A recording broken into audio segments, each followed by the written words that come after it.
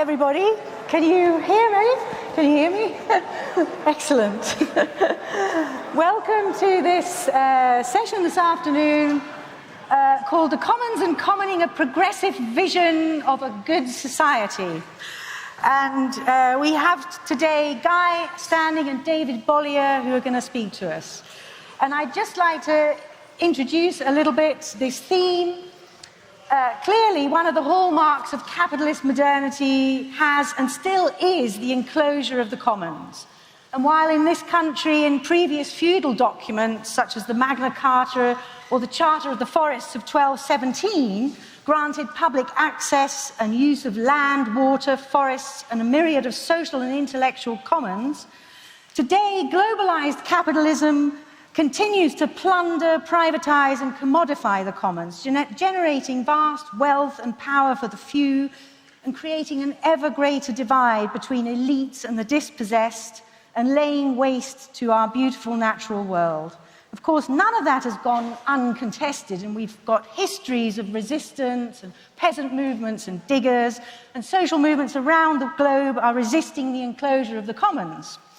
And I'd like to read out this 17th century folk poem, which was written in opposition to the enclosure movement at the time. You've probably heard it, but if you haven't, you're in for a treat. The law locks up the man or woman who steals the goose from off the common, but leaves the greater villain loose who steals the common from the goose. The law demands that we atone when we take things we do not own, but leaves the lords and ladies fine, who take things that are yours and mine. The poor and wretched don't escape if they conspire the law to break. This must be so, but they endure those who conspire to make the law. The law locks up the man or woman who steals the goose from off the common, and geese will still a common lack till they go and steal it back. So how can we restore the commons and access to the commons and the shared resources such as land? What role does the establishment of the commons play in this broader renaissance of agriculture and society? And how can we move towards something more inclusive, healing, and transformative? So today we have two activist thinkers who are going to speak to us on this. And our first speaker is David Bollier. David is based at the Schumacher Center for New Economics in the US. He's the author of the Commoners Catalogue for Changemaking and also a book called Free, Fair and Alive. He sees the commons as a paradigm for reimagining economics, politics and culture. And he's particularly interested in exploring how diverse contemporary varieties of commons are building a parallel polis that acts as an effective social system for defending our shared wealth against capitalist enclosures. He will explain the strategic value of the commons framing and discourse on our quest to envisage a post-capitalist world, and will discuss some of the notable challenges in moving such a commons forward. Thank you very much, David. Thank you. Thank you, Lucy, and thank you, organizers of this conference. I'm just overwhelmed at the robustness and diversity of this event, and so I'm thrilled to be part of it. And I'm especially thrilled that there's interest in the commons as part of the dialogue. I mean, I start from the premise that established systems don't welcome fundamentally new ideas. They, even when they're desperately needed and even when people are clamoring for them, entrenched systems see new ideas and logics as threatening or incomprehensible. They see them as something that has to be resisted. And yet, as Albert Einstein famously put it, problems can't be solved with the same mindset that created them. And so we're at an impasse today because contemporary institutions keep bringing the same mindset to solving problems. And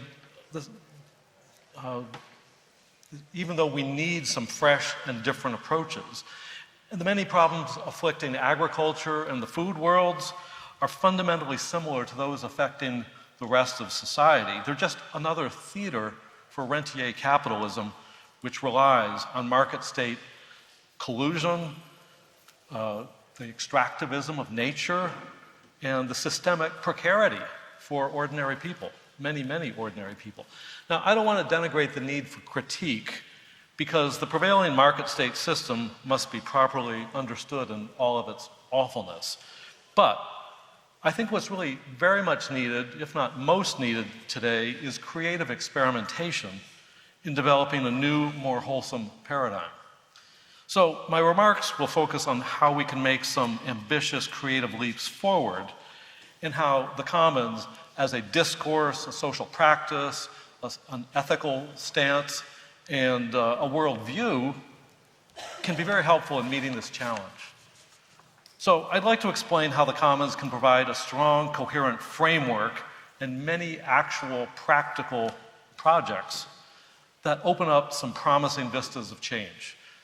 And I'll be channeling the old Buckminster Fuller advice where he said, you never change things by fighting the existing reality. To change something, build a new model that makes the existing models obsolete. So from browsing the program of this conference, it's clear that there are many, many fiercely creative and insurgent ideas and projects represented here, from soil improvement strategies to biodiversity initiatives, CSA, farming innovations, new frontiers for agroecology, and it goes on and on. It's very impressive, but I think we also need to ask, how can the amazing experiments now transforming agriculture and the food system become the new normal in politics, government policy, and everyday life? How can existing experiments move from the margins and morph into the default paradigm? In other words, how can we move from snatching a few crumbs from the table of state capitalism and consolidate ourselves as a cultural juggernaut for regenerative agriculture, food sovereignty, land reform, and climate-preserving initiatives? Now, obviously, there's no easy or simple answers to this, but today I'd like to propose that reinventing the commons and commoning, a new and ancient social form, can help us break through to the other side. And this challenge is at once cultural, social, economic, and political. It requires that we adopt a different mindset. It requires collective imagination, new social practices, and political action. So here's a shorthand account of why we need the commons. In any number of purportedly representative democracies around the world, including the UK and the US, citizen agency and liberty in politics are slowly being suffocated. State power, the major political parties, the news media, the neoliberal economics, they may have their differences, but they each regulate and define the scope of acceptable change. And this agenda relies on some very tired, archaic ideas, such as we need more economic growth because everything else depends upon it. Capitalist finance and free markets offer the best solution systems for a better future. Only national government and political parties can solve the problems as big as climate change or precarity or inequality. And only centralized hierarchies can get things done fast enough. We don't have time for anything else. Now, I think that these truisms are the key problems we have to overcome. But what are we to do when the dominant systems are so totalizing, powerful, and closed to rational persuasion? How do we build an alternative future? How do we overcome a system of elite politics that's essentially unresponsive to the general population, trapped within some archaic ideologies, and yet powerful and rich enough to continue to win elections, control public funds, dictate capital investment, and manipulate public debate through the media that they own? You know, what's to do when we're at an impasse like this? Well, I draw some inspiration and strategic guidance from Václav Havel, the Czech playwright and cultural dissident before he became president. In the 1970s, when he and his colleague dissidents faced a repressive system essentially impervious to serious change, in his case, the totalitarian Czech government, he called for the development of what he called a parallel polis. Now, a parallel polis is a horizontal world of relationships and provisioning that functions as a working alternative. It's about building convivial relationships and constructive projects with one another, which over time can ripen into a prefiguratively different and new order. A parallel polis offers spaces in which people can mutually support each other and directly produce what they need. People can think independently. They can debunk official propaganda. They can expand their imaginations about what's possible. They can speak the truth and cultivate wholesome ambitions and muster the courage to do what's needed. Now, the point of a parallel polis is not to withdraw from politics and culture into a utopian fantasy.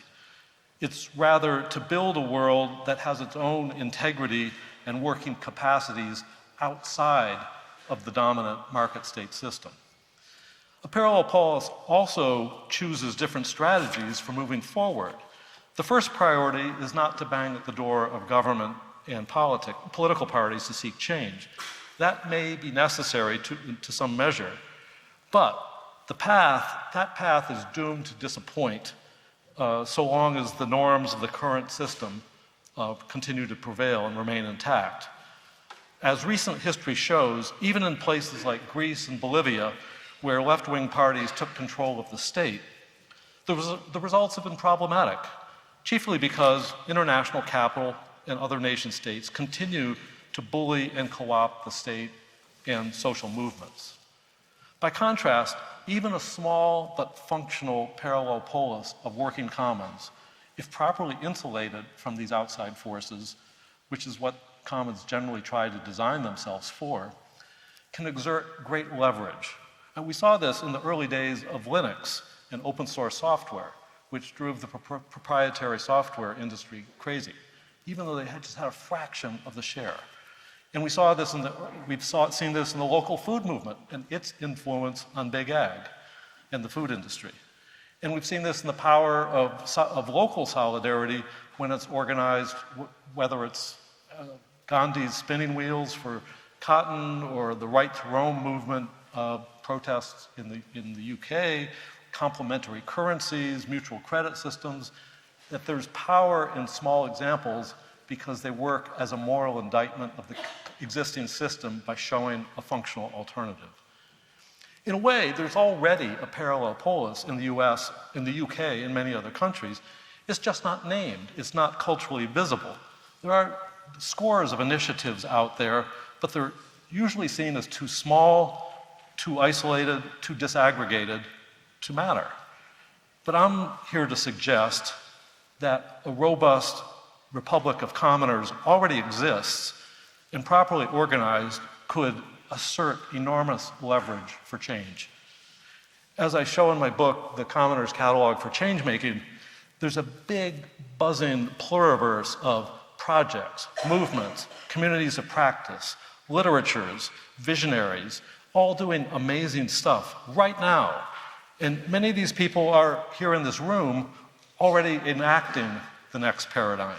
But as I said, they're culturally invisible. They haven't been expressed or amplified. But to be specific, let me just run through some of these amazing activities. There's the degrowth movement, which is pointing the way to a post-capitalist macroeconomics that can meet needs without economic growth and consumerism while reducing inequality and carbon emissions. Elements of the cooperative movement and democratic businesses are helping emancipate and empower communities and ethnic and racial groups. The growing bioregional movement, transition town networks, and the many relocalization projects are making regions more self-sufficient and ecologically committed. Urban commons are empowering ordinary people in Barcelona and South Seoul, Korea, and Italian and French cities, and many other towns, smaller towns, through childcare and elder care commons, through participatory budgeting, through community gardens and urban commons, and various types of commons public partnerships that are emerging, which I think is a fascinating new development. Open source software, hardware, and peer production are powerful engines for decommodifying software code and hardware design They're enabling tech innovations that can be shared and improved by the community itself at minimal or no cost, without big tech's systematic exploitation and digital surveillance. One powerful offshoot of this of the open source revolution is the cosmo-local production, which is a system that has the sharing of design and knowledge globally through the internet, but the physical production of actual things locally.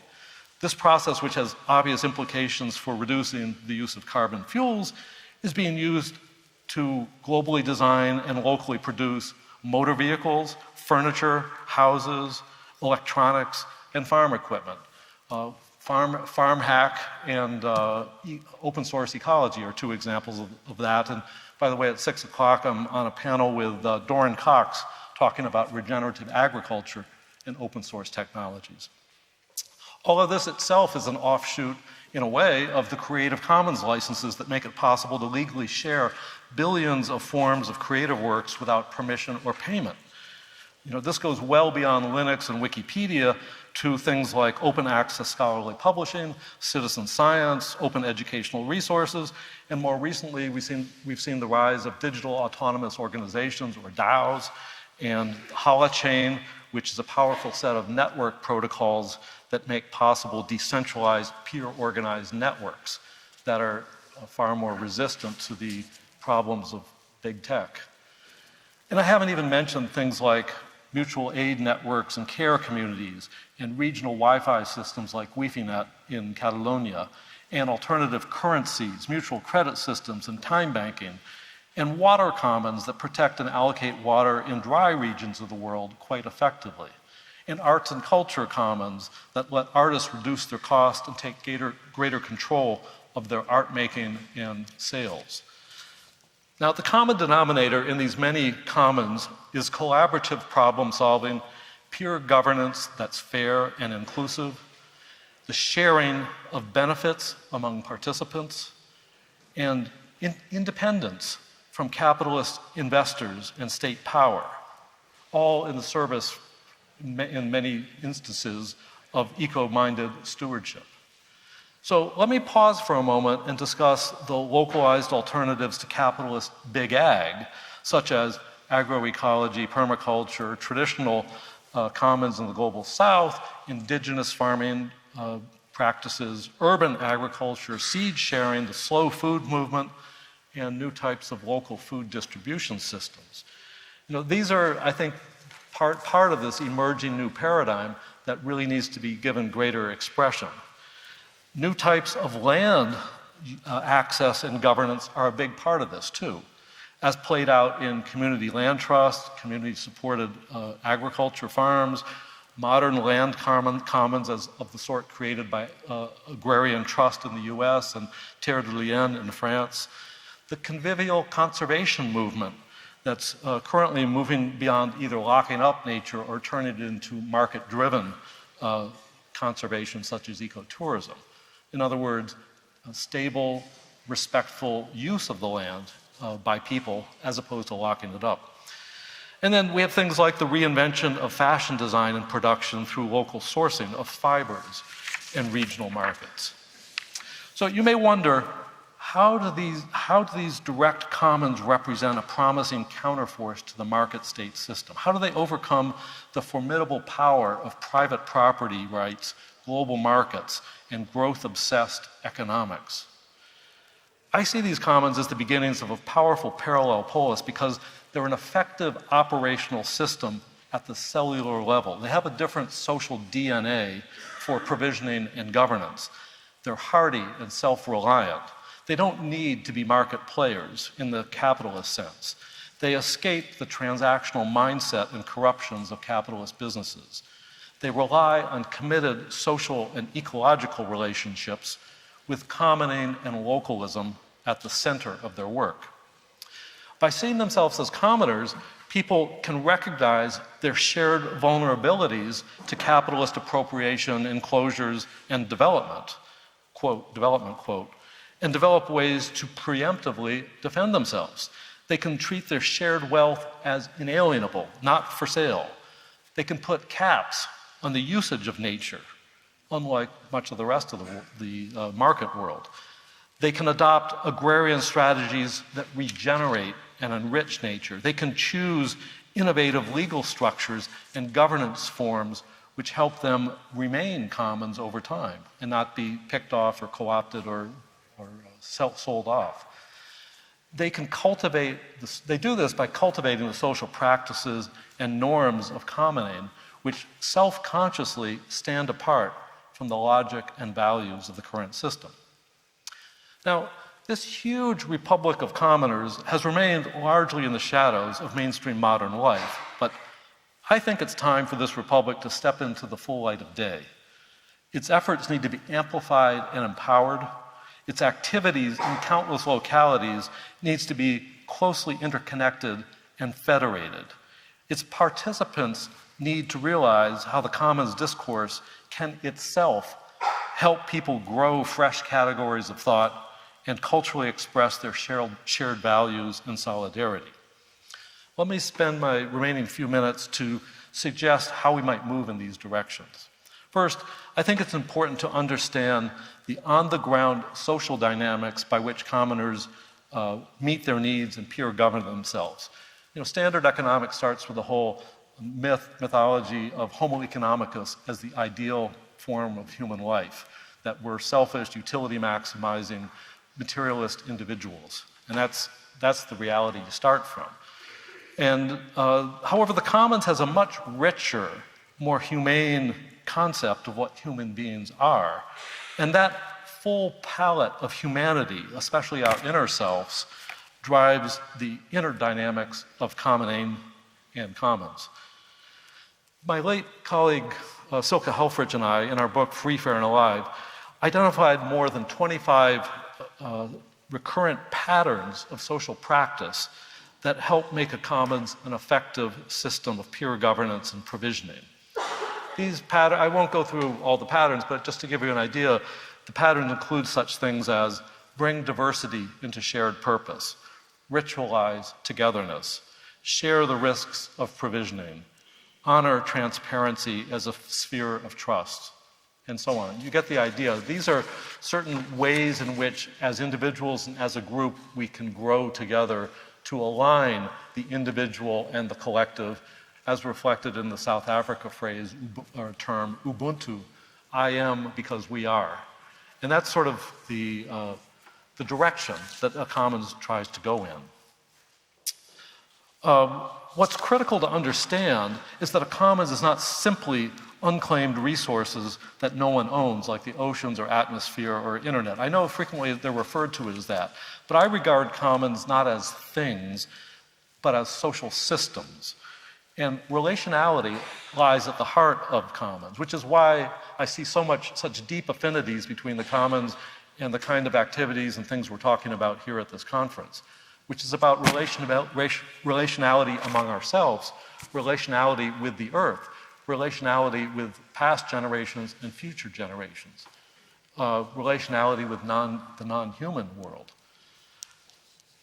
So let me move on to the second item. I think it's important to understand how the language of the commons is an important tool in organizing ourselves and projecting commoning into the wider culture. Language helps people situate themselves with respect to each other and to power and to larger systems.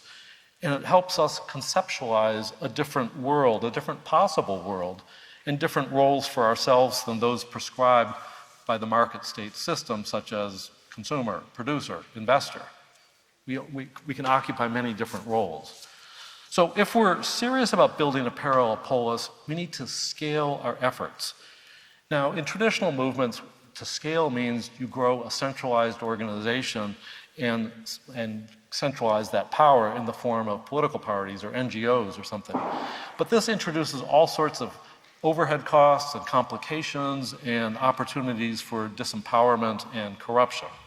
So third, I think, to build the commons, the alternative to having a greater impact is not to scale, which implies hierarchical centralization, but to emulate and federate. You keep the appropriate scale and its contact with a local context of geography, traditions, values, and so forth, but you still can expand, much as the internet has shown these kind of swarm fractal dynamics at play. Fourth, instead of relying on conventional systems of law, finance, and infrastructure, most of which have been designed to foster and promote commerce by the larger commercial players, we need to build creative alternatives that don't become dangerously dependent on the state or on those markets that are capital driven by and dominated by big capital. So this means we need to build our own commons enabling infrastructures so that commoning becomes easier and more normal and something that doesn't require heroic efforts. Another critical intervention is creative legal hacks on the state law. The only reason that so much information, music, videos, photos, and so forth can be shared is because of the legal hack known as the Creative Commons licenses, a kind of legal infrastructure to facilitate commoning of content. So, fifth, I think we need to move to new sorts of finance that go beyond the exploitative, extractive tendencies of conventional debt and equity and their own imperatives for centrally controlled organizations and economic growth. I've proposed some ideas along these lines of what I call relationalized finance, in which commoners and their allies pool their funds to support their projects, and then, to the extent possible, rely on what I call transvestment of money from capitalist circuits of value to fund the living circuits of value that commons are the stewards of. I might add that this is not just some notional idea. This is already practiced in many forms by community land trusts, CSA farms, crowdfunding, crowd equity, alternative currencies, place-based economic development, and so forth. It's just that these ideas have not been consolidated as a conceptual form of finance, and I think that would be very helpful to do. I might add that there's a working group in the city of Amsterdam trying to make this a more operational idea. So finally, I think we need to develop new ways for state power to interact with commons without the state imposing its political priorities and bureaucratic proceduralism on commoners. Essentially, what I think we need is new types of interface commons, or interface patterns, which are special systems that let the state and commons interact on a more neutral, equal basis, much as nation states have developed neutral diplomatic protocols and embassies and so forth as neutral zones of respect for communication and cooperation and certain operational activities. If the state can charter corporations to do their activities ostensibly because it serves the public good, why can't they charter commons to perform certain functions which certifiably are serving much of the public good as markets run amok? There's some fascinating examples out there from commons-based experiments in Barcelona, the Co-Cities movement in Italy, stakeholder trusts authorized by the state, and then many interfaces that the commons-verse themselves have created. So there's a huge zone of experimentation that we need to pursue. Let me conclude with this wonderful poem that I encountered by Adrienne Rich, which I found quite touching and speaking to where I feel, where I'm coming from. My heart is moved by all I cannot save. So much has been destroyed. I have cast my lot with those who, age after age, perversely, with no extraordinary power, reconstitute the world. I think there's so much capacity in this room and in the live stream and in the people we know back home who want to reconstitute the world. In developing the commons paradigm and its discourse, its practices, its ethical values can have so many valuable impacts, not just in the agriculture and food sectors, but more universally among other sectors that share analogous problems and dilemmas and solutions. So I think the commons can help bring about a politics of belonging, an economics of sufficiency, and a culture that decommodifies and shares. So I guess the real question is, what are we waiting for? And maybe Guy will have some more answers for us. Thank you.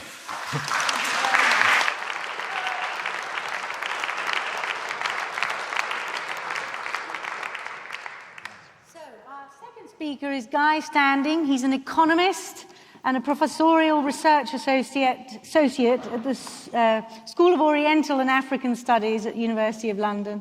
He's also co-president and co-founder of the Basic Income Earth Network.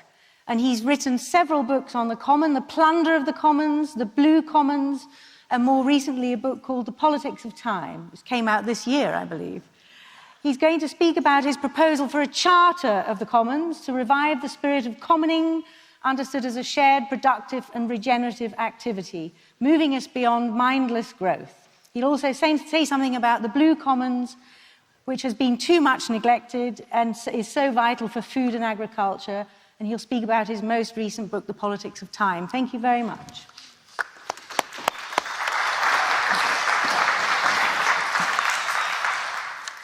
Well, thank you very much. It's a great pleasure to be here and to have a chance to talk about something which I think is fundamental to the transformative politics that we need today, and that it was not being provided by any of the mainstream parties on this side of the Atlantic or on the other side of the Atlantic. And we certainly need a transformation. I think I should begin by asking, what are the commons? What are the commons? And we happen to have a very good answer to that. In AD 529, a man became the Roman emperor, and he looked around and he said, the laws are all in a mess, and we need to bring them all together so I can understand them. And it resulted in what's called the Justinian Codex. And the Justinian Codex formulated 4 types of property: private property, public property that the government could control, nobody's property, and common property. And common property was what belongs to all of us, or everybody who belongs to a definable community. It's the essence of common law that's been developed ever since, including civil law in countries that don't have a system of common law like Britain or the United States or many parts of the world. And it goes forward to a remarkable day in British history. It was November the 6th, 1217. And a 10-year-old king was standing there in the original Westminster Abbey as the regent put his seal to 2 constitutional documents that have defined our history. One was the Magna Carta. Alongside was an equally important document called the Charter of the Forest. For me, this is the most subversive, radical document in our history. And recently, Caroline Lucas asked me, she said, Guy, how did it come to be accepted? It was so subversive. And I said, well, the secret was that we should always have a 10-year-old king who doesn't know what's happening around him. He ruled for another 56 years, and he tried numerous times to reform the Charter of the Forest. He failed every time because people said, if you do that, the peasants and the commoners will rise up. And it's interesting that this document has the distinction of being longer on the British statute books than any other piece of legislation. It was only repealed by the Conservatives in 1971. That's pretty good longevity for a piece of statutory law.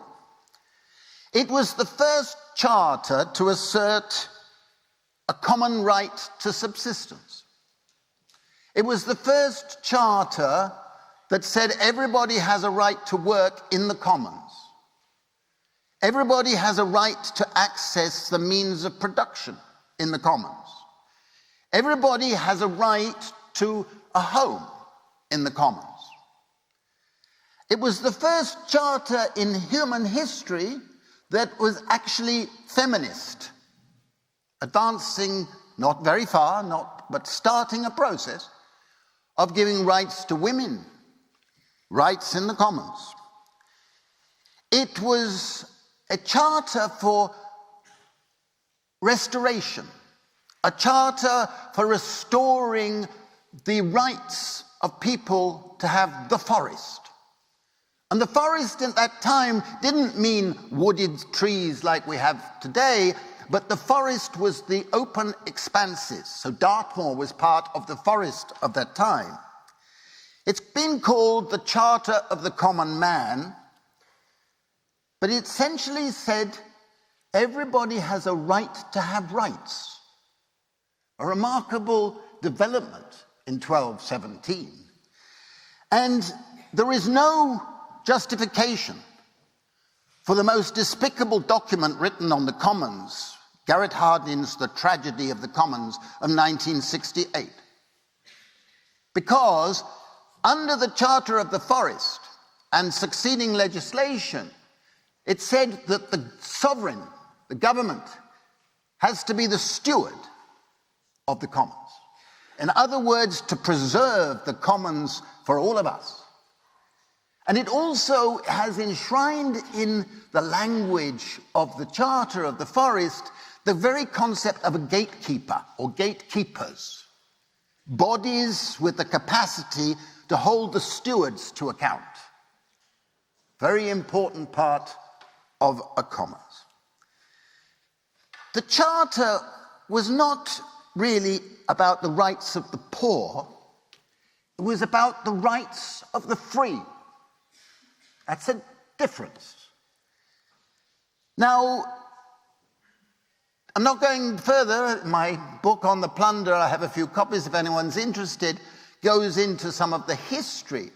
But if you look at our history, every single rebellion since 1216, which had led to the Charter, was about the defense of the commons. The Peasants' Revolt of 1381, Kett's Rebellion of 1549, the Civil War, the Putney Debates, the Levellers, the Diggers. And to match the poem, which is also in my book, which was beautifully read, recall Gerard Winstanley's statement in 1649. England is not a free people till the poor that have no land have a free allowance to dig and labour in the commons. A beautifully structured argument that led him into all sorts of trouble. So let's go back to what is the commons. A commons is something that belongs to all of us as members of the community. It is not open access. In other words, there are rules of accessing, using, and so on, and preserving. It's something that belongs equally to all of us who belong to the community. It is inappropriable as private property or as state property. It's the commons.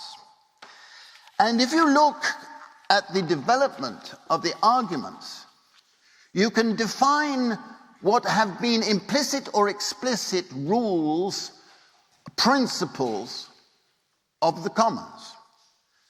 The first, which has gradually been developed in common law, is the public trust doctrine, which simply states that the government has a duty, a statutory duty, to act as stewards to preserve the commons.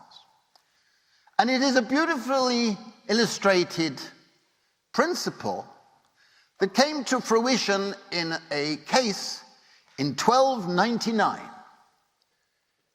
She must have been a very brave washerwoman, but Juliana the washerwoman, I imagine her quite a big, plump, feisty sort of person, took her powerful neighbour, the mayor of Winchester, to court on the grounds that he was using up all the water and polluting her water. A Imagine, that must have been a brave measure. She could have easily disappeared in the night. But she must have made a lot of fuss, because gradually it went up and up in the courts, and it reached the king, Edward I. And remarkably, he ruled in her favor. He said, the state, the government, the sovereign, me, have a positive duty to preserve the commons.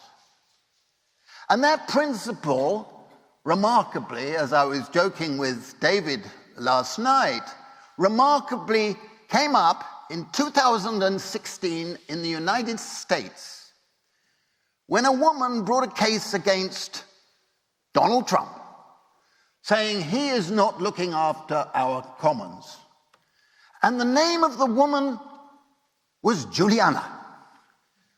So we have two great Julianas in our history of the defense of the commons. The second principle is what I call the social memory principle. The social memory is this. In the medieval ages, if there was a question of whether something was a commons or not, what they did was they summoned the oldest people they could find in the community and asked them, is this a commons? And if they could swear that it had been a commons of time out of mind of man, in other words, for as long as anybody living could remember, then it was accepted as a commons. But gradually that evolved into a principle which was enshrined in 1623 in the Statute of Limitations, so that anything that had been a commons for 20 years or more had to stay a commons. So, for example, the National Health Service, which was set up as a commons in 1948, became a commons in 1968. So legally we have a right to sue governments that have been privatizing it over the last 30 years because they are taking away our commons. So that principle is very important. The third principle is that everybody has a right to subsistence. Everybody. You don't have to behave in a particular way, such and such. You have a right to subsistence. For hundreds of years, the Charter of the Forest had to be read out in church 4 times a year. That's important. The next principle is very important for enshrining legislation and for activist groups around the world. And that is the intergenerational equity principle. This states that the government, the stewards, have to preserve the value of the commons, the capital value, for succeeding generations. They cannot make windfall gains for today's generation. They must preserve the value. So Thatcher was an economic criminal because she privatized the North Sea oil. The North Sea oil was part of our common pool resources. The Norwegians respected the commons principles. They said, no, we will not privatize. We will allow firms to make profits. They get their profits, but we keep the ownership and we put the money in a capital fund and we build up the capital fund for succeeding generations. Today, the Norwegian fund is the biggest in Europe, and every Norwegian, as a result of the fund, is a multimillionaire, technically. The next principle is a right to habitat. A right to be able to build a home in the commons and sustain a notion of home, belonging. I personally hate the concept of natural capital. Nature is not capital. You have to think of it as an ecosystem in which we as human beings are part of nature, and that part of nature includes a habitat for us and reproduction for nature, and we are part of that reproduction. And that is implicit in the right of habitat. The sixth principle is that nothing can be done with the commons that is threatening ecological sustainability, the precautionary principle. And finally, the principle of deliberative democracy is the essential element of the commons. A commons without a democratic system of deliberative thinking and decision-making about what can be done and how it can be done and with whom it can be done will not stay a commons for very long. Now, we get to the dirty part. Because the reality is that throughout our history, we've been losing our commons. Every type of commons has been lost by the same process: encroachment, neglect, social forgetting, enclosure, privatization, commodification, financialization. And the ultimate strangling aspect is neocolonialization. And what we've seen in the modern era in Britain and around the world is that process. And if you look at every aspect of our commons and every aspect of the commons in Africa and other parts of the world, you see the same process of neocolonialization as the ultimate edge. Let me just recall, I haven't got much time to do so, but let me just recall the big enclosures. Most of us learn at school about the enclosure of land. There have been 5 waves of enclosure, beginning with the Normans, then we go through the Tudors and Henry VIII, then we go through the early 17th century with the Restoration. And if I give you an example of that particular enclosure, the biggest landowner, I love giving this example because it brings it home to us. The biggest landowner in Great Britain is a certain, I love this word, Duke of Buccleuch. The Duke of Buccleuch inherited 277,000 acres of prime land. Why? Because he was the 10th son of an illegitimate child of Charles II. That's all he did for his 277,000. We go through the Victorians and 5,000 enclosure acts, so that much of our land has been lost. But then along came Margaret Thatcher. And she managed to do a lot of enclosing and privatizing of our land. When we talk about the privatization of water, water is part of the commons. When she privatized and created regional monopolies of the water companies, she also gave those companies 424,000 acres of land that had been part of the commons.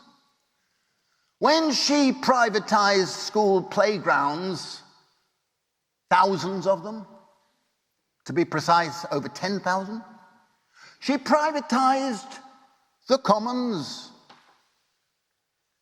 This is the modern deprivation. But as was intonated, the biggest enclosure of history took place in 1982. And in 1982, what the United Nations Secretary General said was the biggest, most important legal instrument of the 20th century, quite a statement, literally enclosed the oceans. 138 million square kilometers of sea that had been traditionally treated as part of the commons of humanity was converted into state property. And that, as I show in the book, The Blue Commons, created the circumstances where you could privatize fish, privatize minerals, privatize seabed, privatize sand. Sea sand is the most excavated mineral in the world. It was traditionally regarded, obviously, as part of our commons. I wrote an article in Prospect, and a number of Labour MPs have written to me and said, why aren't you in the Tower for writing this article in joke? Because I said, why should Charles III be making millions of pounds himself for his crown estate from our sea sand? Millions of tons of our sea sand are being taken away and exported to the Netherlands and Belgium and various other parts of the world, and they're making profits. It's our commons. So the enclosure and the privatization of the sea and the seabed, auctioning our seabed, it's our seabed. Why should that be taking place? So we're seeing a deprivation of the commons, and I could give many other examples, but I won't do so. And we're seeing privatization of village greens. We're seeing a decimation of allotments. We're seeing school playgrounds continuing to be sold. We're seeing royal parks being converted into eventism, sold off. We have 27,000 parks in Britain, and so much land has been sold and the maintenance has been downgraded under austerity. And we've seen the attempt by the government to privatize the Forestry Commission. The forest belongs to us. But they tried to privatize it in 2011, and since then they've been doing it by stealth, selling off thousands of acres of our forest and converting parts of our forest into privatized luxury suites to be rented out to the very wealthy. This is all part of the erosion of the commons. Now, for me, this is all illegitimate. It is all vital that we restore the commons. The group that I write about and talk to, the precariat, they have been the biggest losers because they need the commons. They need access to greenery. They need access to land. They need access to opportunities to do guerrilla gardening or whatever it might be, permaculture. But they're having that all taken away. So in 2017, I was an economic advisor to John McDonnell, and he said, Guy, you have to do something on this in the House of Commons. So I had the privilege of speaking on the 800th anniversary of the Charter of the Forest in the Speaker's Chamber in the House of Commons. And I said, what we need today is a new charter of the commons for the 21st century. What would it look like? So I put forward some ideas and discussed it, and we went for a wonderful trip up the Thames on a barge, had a workshop. I spoke at the Eco Village in Runnymede, while the Queen and the others were celebrating down in the meadow. And then I had the extraordinary privilege of speaking, standing next to it, in Darrow Cathedral, speaking next to the Charter, the original. It hit me worse than now, because it is the Charter of Freedom. It is our Charter. And today we need to revive that spirit, because only if we revive our commons will we have a civilized, good society for the 21st century. I want a common. But if I do shared activities, GDP goes down. Growth goes down. This is madness. If I spend more time caring for my community, GDP growth goes down. Poor Keir Starmer will pull his hair out because growth is not given priority. What nonsense is this? We need a society that values commoning, shared activities. We need a society which slows down, reproduces. And that, to me, is the message of a new Charter of the Commons. I think we can do it. This year is the 75th anniversary of an Act of Parliament that is often called the People's Charter. It's a very appropriate time for us to mobilize and bring together all groups like yours and from around the country and internationally to forge a new charter, to revive the commons, restore, to compensate those who've lost from the commons, from pollution which is taking from our commons. And I think we can do it. But you know, the current leaders won't lead. They have spaghetti as backbones. But we should not have that. And that is the message I want to convey to you, because I think we can do a lot. Thank you.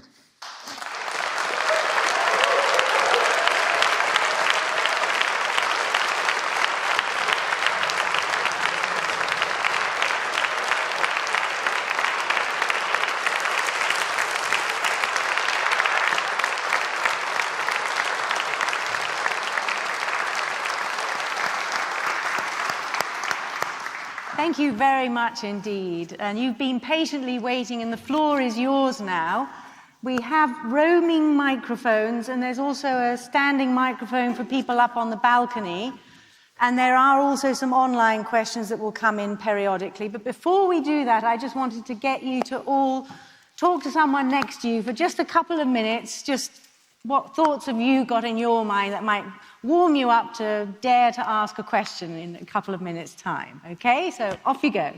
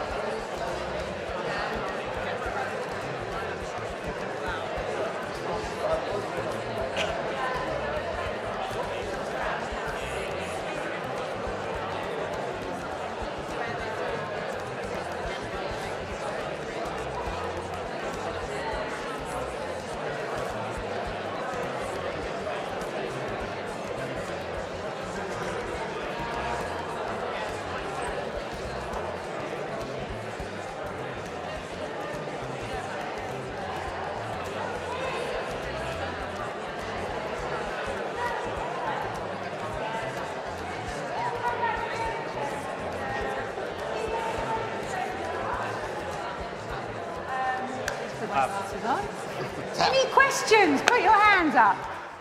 I think you should go to the... Okay. Oh, there we go. There?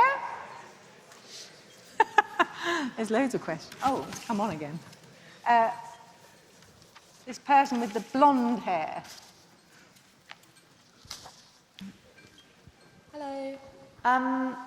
My question is about when you talk about bringing back or having a new Charter of the Commons, how do you envisage that happening most easily? Do you think we should try and appeal to the old Charter, given that it's been around for so long and it's only so recently that it's come out of legislation, or do you think that we should be trying to create a new one? Maybe there's a more effective way, or maybe a new one is a better way to speak to the society of today. Yeah. Thank you. We'll collect a couple of questions down here and then here. Okay, microphone over here. Accompanying the ideas about commoning, I wonder if we also need to just abolish private ownership of land.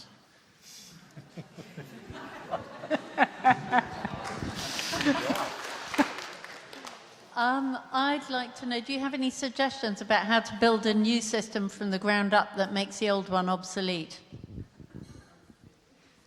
Sorry? Okay.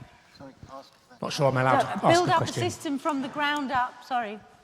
That makes the existing one obsolete.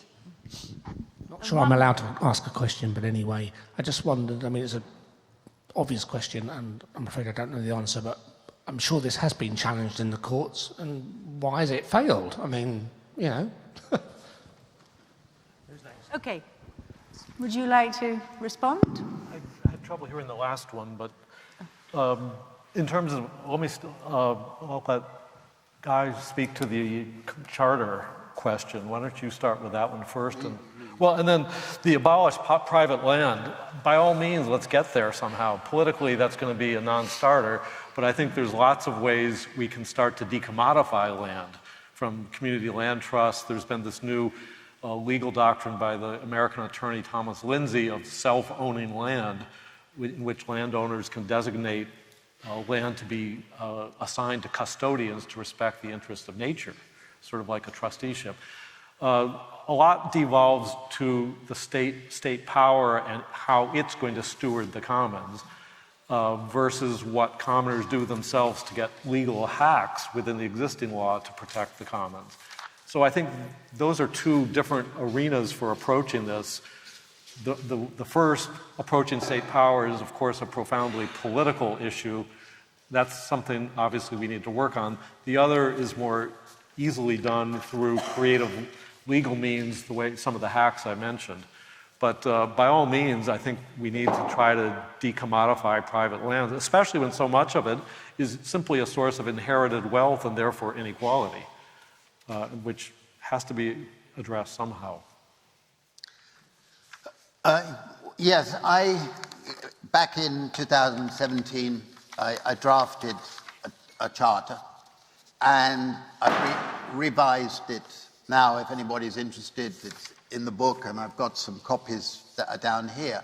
But to answer your question, I think we can actually start with some pretty low-hanging fruit, because there's a lot that you can do.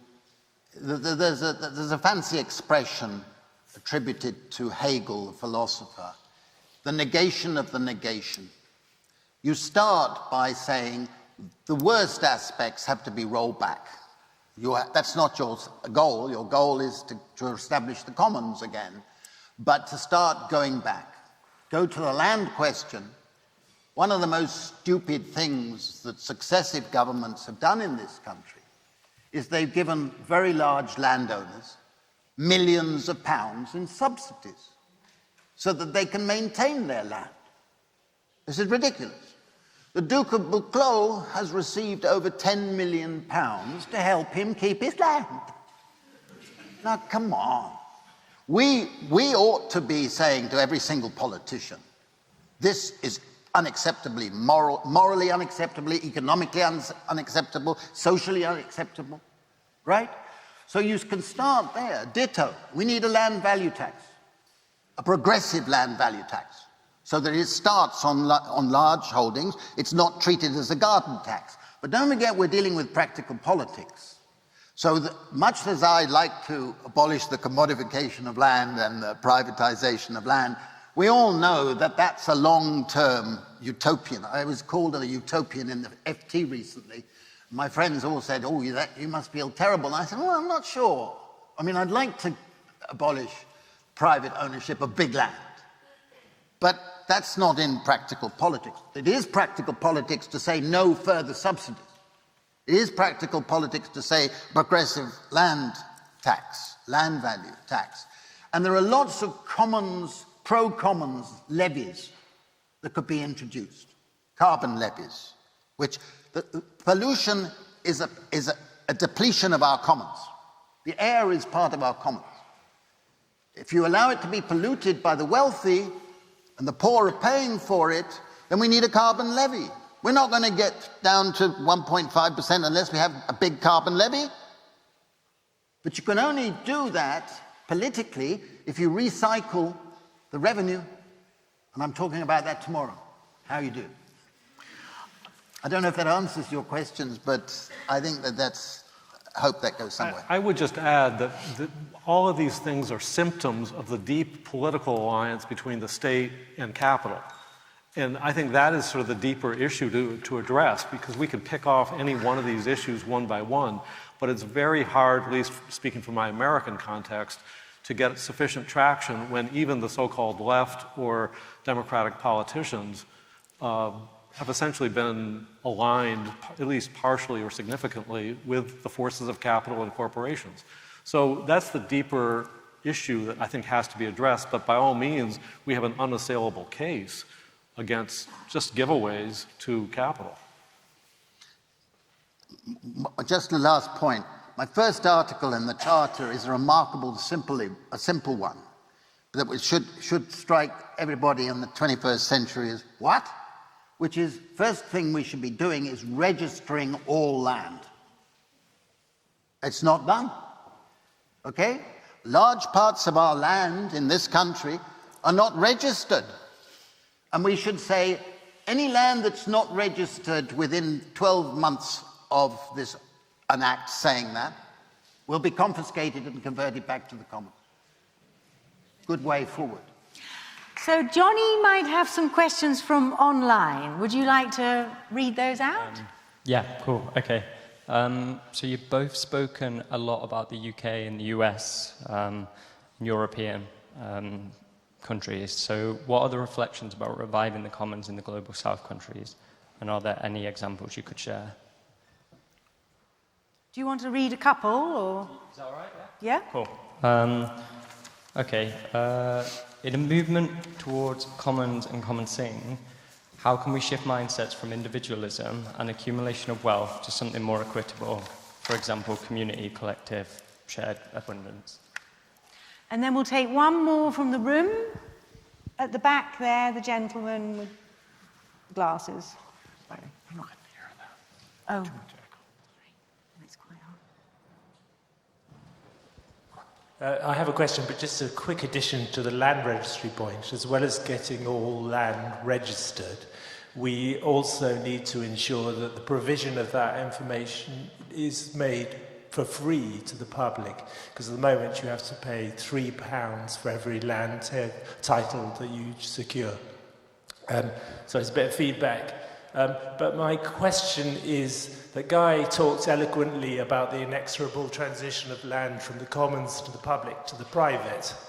What tools do we have open to us today to reverse that process and to start as community groups to move land back from the private into the commons?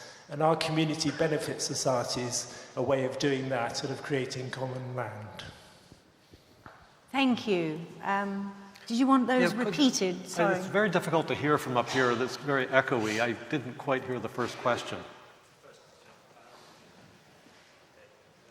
The third world. About non-European, I think. Yeah, examples. Oh, examples of non-European? Okay. Okay. Well, the global south are probably far more advanced than the industrialized north in terms of comedy, because it's so deeply rooted in their traditions, especially in Africa and Asia. They often don't even use the terminology of the commons because they haven't had to. as they come into collision with neoliberal trade regimes, some have started to see the value that helps protect their commons, simply to have the vocabulary and the idea that it creates value. There are countries such as India, which has a very developed jurisprudence of the commons. There's been Supreme Court cases recognizing the importance of the commons and laws authorizing villages to have authority and control over community forests, for example. So I think that the Global South has a lot to teach us, I would say particularly the indigenous cultures, about how to common effectively and sustainably over time. I think we in the West and the capitalist modernity have a different kind of problem of trying to get a critical distance on that culture, way of life, and try to escape it, or not to romanticize the other, but to find ways within a modern context of which we've acculturated as individuals and market-oriented creatures to find different ways of being and knowing and acting. And I think the South has a lot to teach us, and arguably they're ahead of the game in terms of a lot of climate-friendly approaches. I want to focus on the issues in developing countries in response. My book on the Blue Commons is predominantly about what's happened to the sea around the world. And that includes the seashores, what's in the seabed, and so on. And the UNCLOS, United Nations Convention on the Law of the Sea of 1982, marked a point where finance was allowed to play an increasing role. And it went with Rio of 1992, when they said that there should be a partnership between governments, corporations, and finance in order to accelerate development. Now, since that time, we have seen an incredible loss of the commons in developing countries. Because the World Bank and the IMF, they go to countries and they say, look, the commons are holding back progress. You need private property rights in order to accelerate growth. Therefore, we will only give you aid if you privatize what were part of the commons. As a result, for example, we have seen that over 2/3 of the mangroves of the world have been lost or severely depleted since then. Mangroves nurture 80% of what happens in marine life. The same with corals. They've been decimated because you can privatize them. It's ridiculous. We see the same under UNCLOS. Developing countries that don't have the technical capacity to maximize the taking of fish from the sea have to make fishing access agreements with countries that are capable of doing that. I've just come back from Kenya, where you go out to sea and you see Chinese trawlers completely decimating the seabed, just taking everything. And it's happening in this country, it's happening around the world, and there's nothing at the moment to stop it. The depletion of the commons in developing countries is terrifying. But there are examples, as David's just mentioned. I've just come back also from South Korea. The South Korea understand the commons. My books have been translated into Korean, I never expected that. And they understand because their constitution from BC 3334, yes, actually has the concept of the commons in it. So I talked to an audience in Korea about the commons. They all get it. I mean, it's not new to us. And the commons is something that is understood, yet we, in the name of us, are decimating. Take BP, that's a petroleum company that goes into an alliance with Bechtel cement-making company and their financiers. And they take over paddy fields in Thailand, the size of 19 football pitches. They convert all the paddy fields into export-oriented prawns, decimated the livelihoods of people, and taking from the commons, and making super profits. We're seeing that happening in many, many spheres, and I try and document it in the book. But it's something that we must be motivated to oppose. And it's our commons and it's their commons. And that's what it's all about. In some ways, the plight faced of the global south is very similar to those of us who are being internally colonized by the same forces, which is why the kind of social behaviors of the commons, I think, is a form of emancipation and liberation if we can manage it. But that is something we have to bring into the political conversation in a way that hasn't been represented, because even the social democrats, the liberals, are part of the progress narrative, the technological innovation narrative driven by capital. Can we jump the tracks of that? I think that's really the big open question, to validate these other forms of meeting needs and without the kind of growth and development that we've seen that is so pernicious. Okay, let's have a few more questions. One there with a hat and green jumper there. Thank you. 2 questions. Anyone called Juliana or Julian? Secondly, more importantly, I've come across the public commons partnership idea recently, and I think it's a good model. The public-private partnership model is the orthodox capitalist view. Local authorities are all strapped for cash, as we know, and obviously, therefore, they are obliged, forced, reluctantly to sell off their assets, which is effectively a theft from the commons to the private sector over a very long period of time.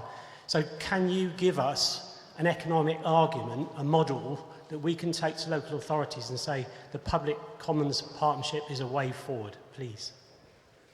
And we'll take the green jumper, and then Johnny, if you've got any online ones, then you can add an online one in.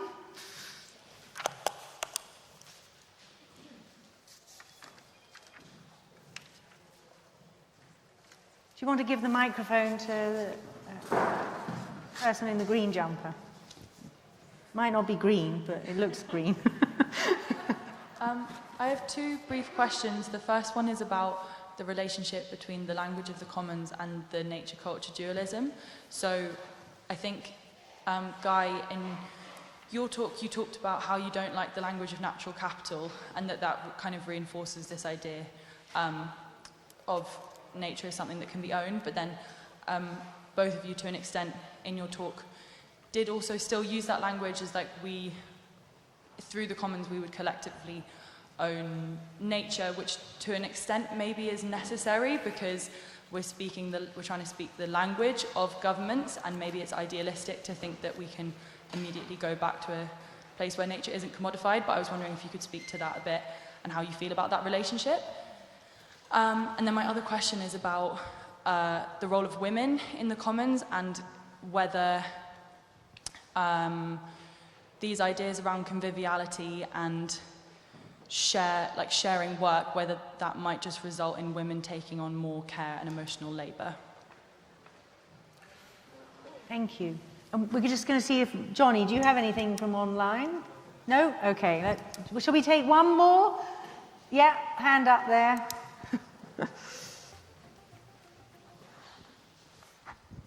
I would just like to take up your point on women. And I was a little bit disappointed that we didn't speak at all about Elinor Ostrom, who actually received a Nobel Prize for writing about the governing of the commons, and she's a woman. And I think she also gives a lot of examples of common meadows, of water shared in Spain and Italy that has worked for hundreds of years. And I always think it's a very encouraging example of how commons can be run in opposition to what Harding said in his Tragedy of the Commons. She completely opposes that and gives many good examples. Thank you. I think the point about women needs to be accented and developed more. First of all, thank you for bringing up Ostrom, who was a pioneer at a time in the 70s and 80s and 90s when, first of all, there were not many women. She's a political scientist, but she was dealing with economics. But two, who had the audacity to say that cooperation, relationships, care had meaningful economic consequences, something that is just not registering with the standards of the discipline. I would add that feminist economics is an enormously important complement to the commons. One, because women have historically been a lot of the users of the commons. Peter Linebaugh, the historian of the commons, has written that women are the heart and core of the commons. And I think this remains the case around much of the world.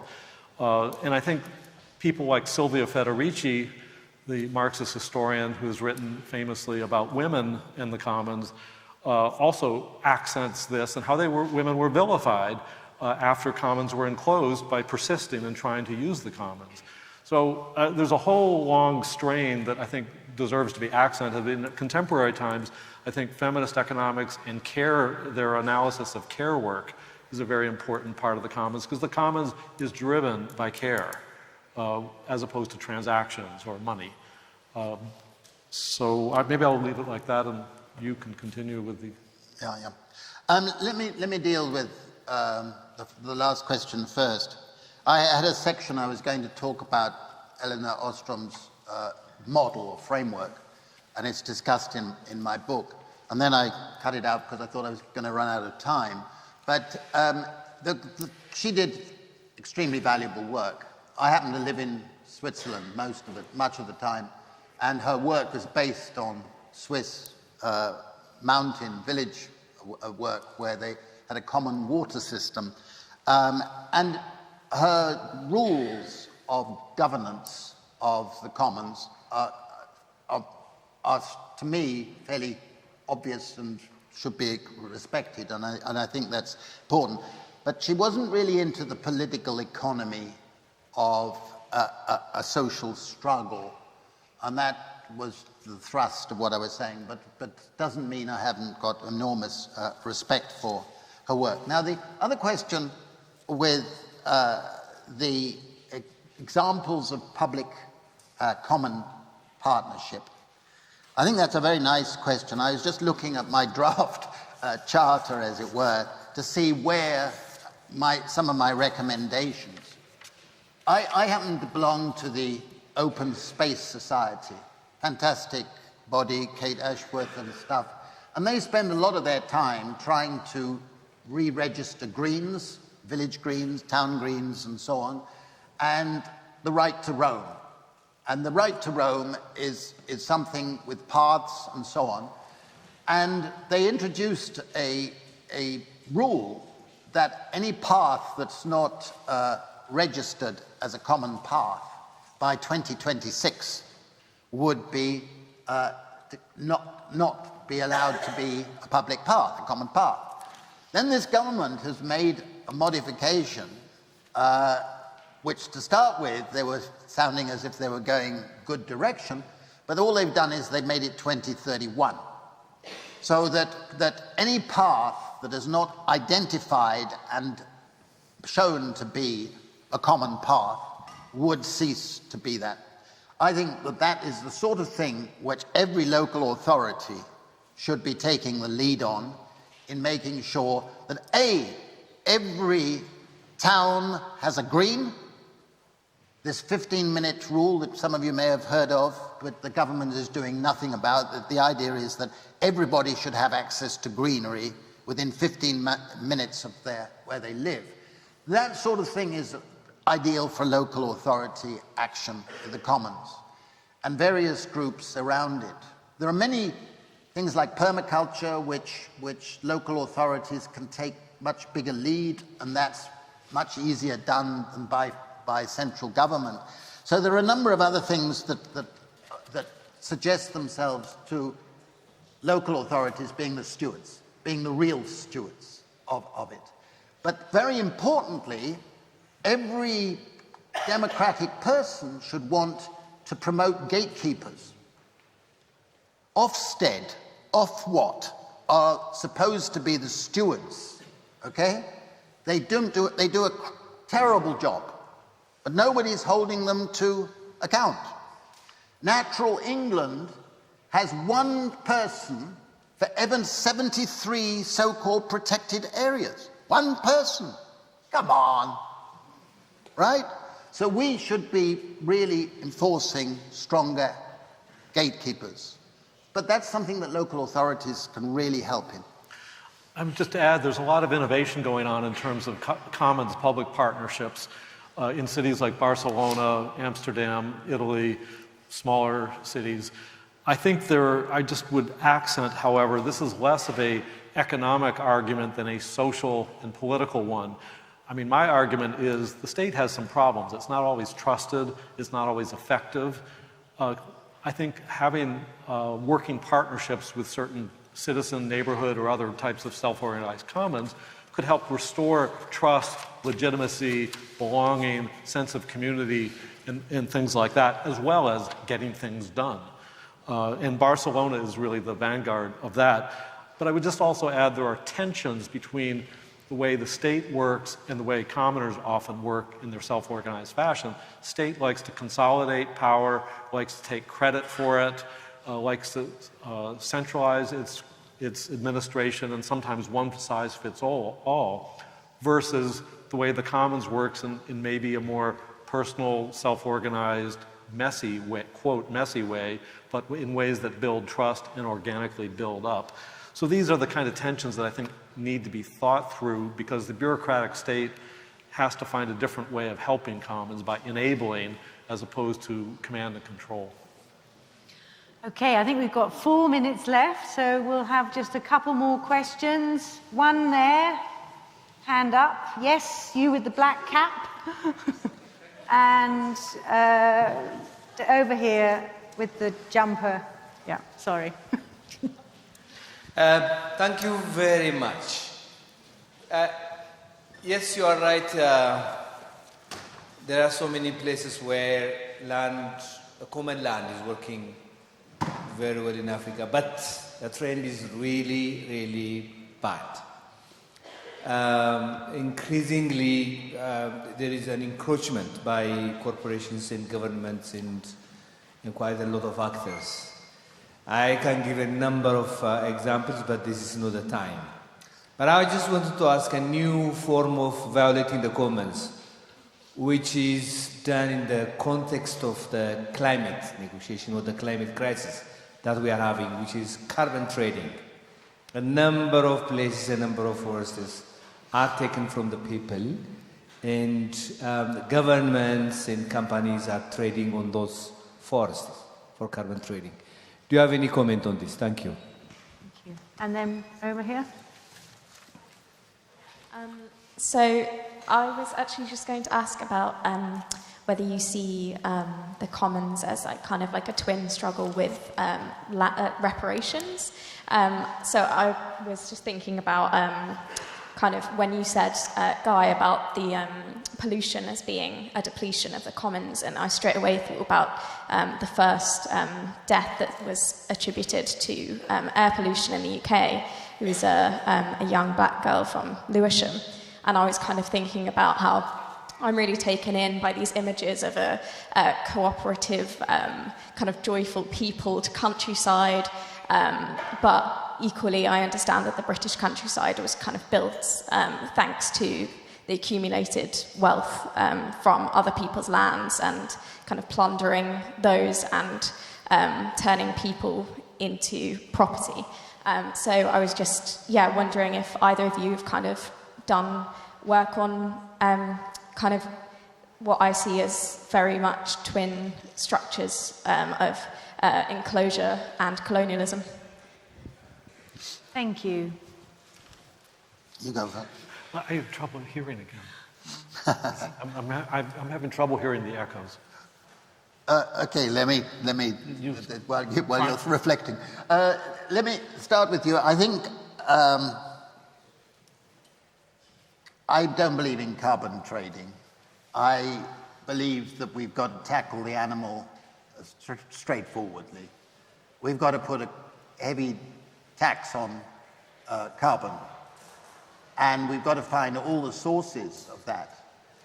I I mean, in an African context, you're seeing a destruction of the seabed by practices which are polluting, increasing acidification, and so on. I would have a heavy tax on all of those sorts of activities, okay? Another example is that every time these big luxury cruise liners go into our ports, or any of the big ones, they keep their motors going all the time they're in port. As a result of which, the air around, say, Southampton or Barcelona or various places in Mombasa and so on is incredibly polluted, okay? I would put, as a starter, try and strengthen regulations so you stop it, of course, but meanwhile you put a very heavy tax on the use of this diesel fuel while these ships are in port. So, yeah, if you say you can't stop them, you're going to pay, because the people need to be compensated, the commoners around here, because their health is deteriorating. There are 50,000 excess deaths from throat cancers in ports around Europe each year as a result of this practice. That's the sort of thing we need to take action. Same with flying. The wealthy fly a lot. The people down there, the commoners, are being affected by the depletion of the air quality and pay through worse health and so on. We need a frequent flyer levy, right? Everybody who takes more than 2 flights a year, which I'm afraid it would include us, should pay a heavy duty which could go into the fund to help for building up the Commons Capital Fund. So there are lots of little things that can be done that are perfectly practical politics, but they're contributing to this negation of the negation. And that, I think, is practical politics in the 21st century. And do you want to say something about the reparations and colonialism? Yeah, the reparations issue is an extremely difficult one. My friend Clive Lewis, who's MP for Norwich, he's into this reparations. He went off to the Caribbean, and how do you devise reparations for the slavery, the descendants? And I said to Clive, the trouble is that there's been a lot of cross-fertilization over generations. Who is a descendant of a slave, and who is, it's a really difficult system to imagine going into practice, even though the principle I can understand. But if you go to slavery, then all the people who were serfs, all the people who were killed in the mines, all the people who were, you go on. And I would much prefer to have a generalized commons fund and say we're all part of humanity and we should all be beneficiary of the commons. And I think that is the spirit of the commons.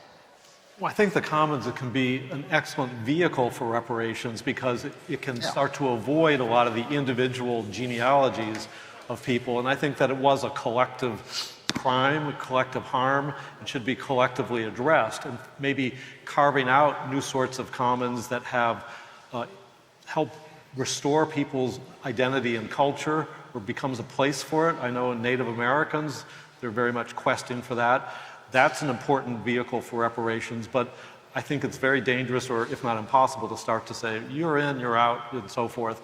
But I think the principle of reparation and an acknowledgement of what crimes occurred is an important part for healing, of a recognition that something happened and that it needs to be socially healed. And that's a process that I think, unfortunately, the United States has never dealt with slavery, and we're reaping the consequences of that. Well, thank you so much. We've run out of time, so I'd just like to thank Guy and David for really stimulating and excellent presentations, and thank you all for your great questions. And sorry we couldn't take all the questions, but I'm sure you can continue to talk later. So let's put our hands together. Thank you so much.